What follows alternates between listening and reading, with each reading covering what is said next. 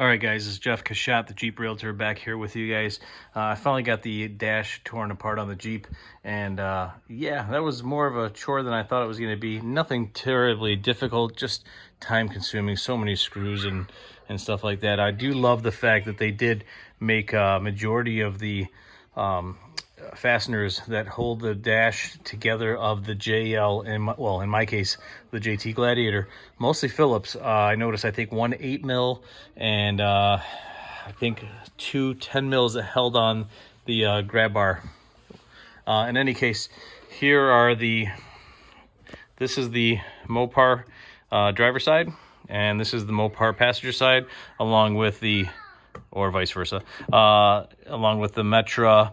This is the JP-1014. I did end up going with the JL Audio C5-650 woofers in here. I used, which was the name of the product? Second Skin Sound Deadener, all the whole thing. And I did get a polyfill, but it's supposedly a waterproof, water-resistant acoustic, more special for car audio, I guess. I found that on Amazon. Who knows? It felt weird compared to the other stuff. It's more nylon, I guess. But this is how I put it in there. Loosely filled. And I did pull the harness out. Let me move this polyfill out of here so you guys can see. So that resealed in there. And you can see that I have, all that sound deadening around it. I'll get that little piece out of there. And so now, in this case, since I'm not using the Mopar Kicker speakers, I did need the adapter, which I did put that in already. I had to put different connectors on. I had to cut off the ones that were pre-done on there. They were too small to fit onto there. They are different size, from the positive to the negative terminal, but these were still just too small for them to fit. So no problem, snipped them off and crimped on new ones. So this woofer is ready to go in. Let me take you guys real quick and show you the chaos that's going on in the Jeep. Don't mind the family. It's Saturday. We're stuck home, COVID-19. Looks like the wife is just getting ready to bring the girls in. I'll get the ball in a minute, honey. Don't worry about it. Thank you. And here's the mess that we got going on. I was able to squeeze this passenger side enclosure or pod, whatever you want to call it, out without having to take as much apart as I had seen other people had done.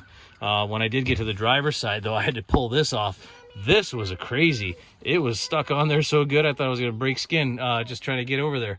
I did have a couple clips that stayed in the dash that I'll have to, use some pliers or tweezers or whatever the case is to get them out.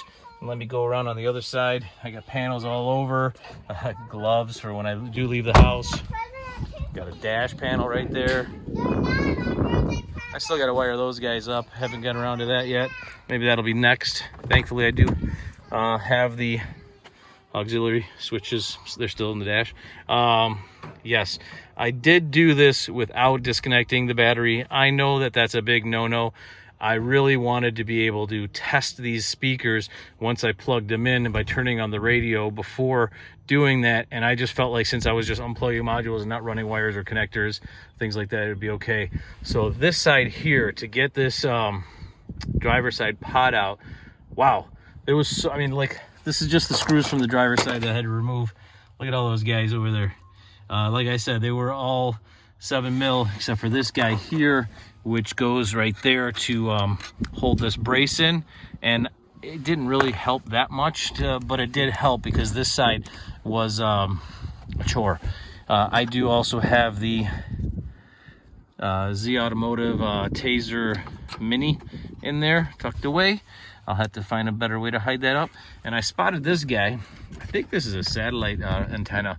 I had to unscrew it just because I wanted to get a little bit more clearance because, like I said, I don't know if everybody's the same, but me getting that driver's side pod out was, wow, I thought I was gonna break the dash.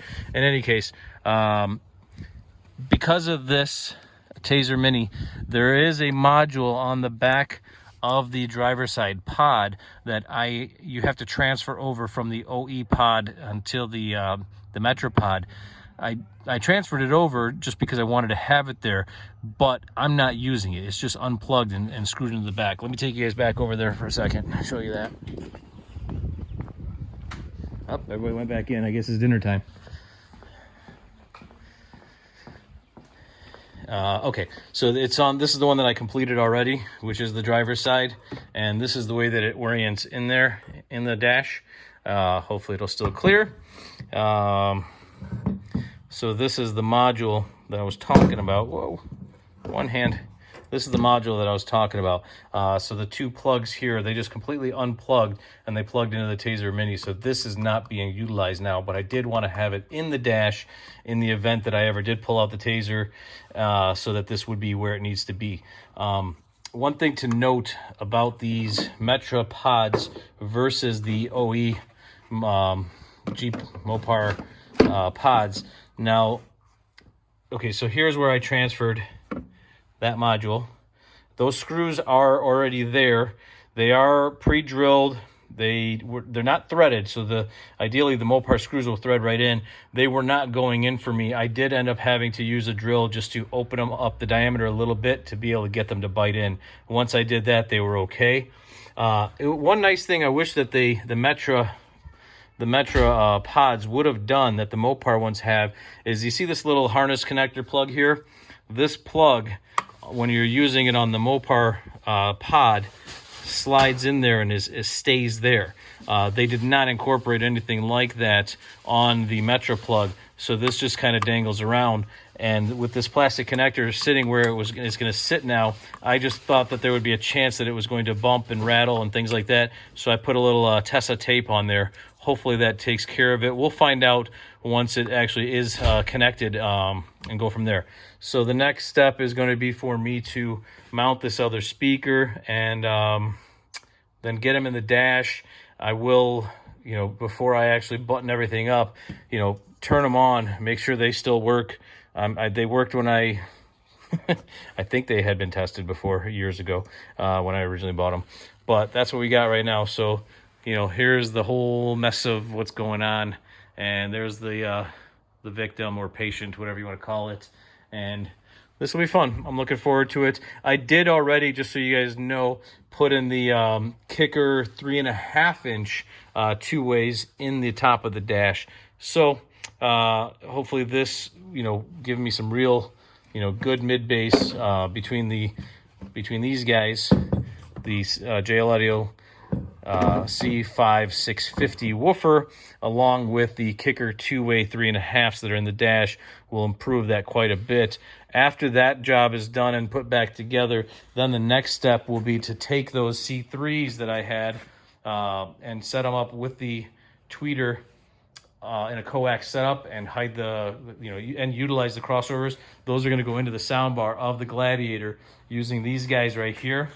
That is SSV Works. It's the overhead soundbar 6.5 adapter kit.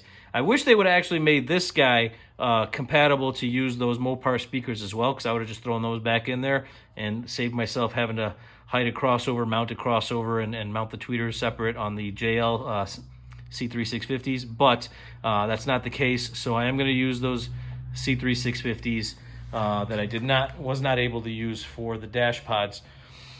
Hopefully the grills on these will allow clearance for that tweeter. Otherwise I'll have to run them with their own grills, and I just don't know. We'll see how that goes. So in any case, I hope you guys enjoyed this. I hope it helped. If you guys have any questions, please hit me up and let me know, and I'll do the best I can to answer them. I will be putting more and more content as I do projects here and there.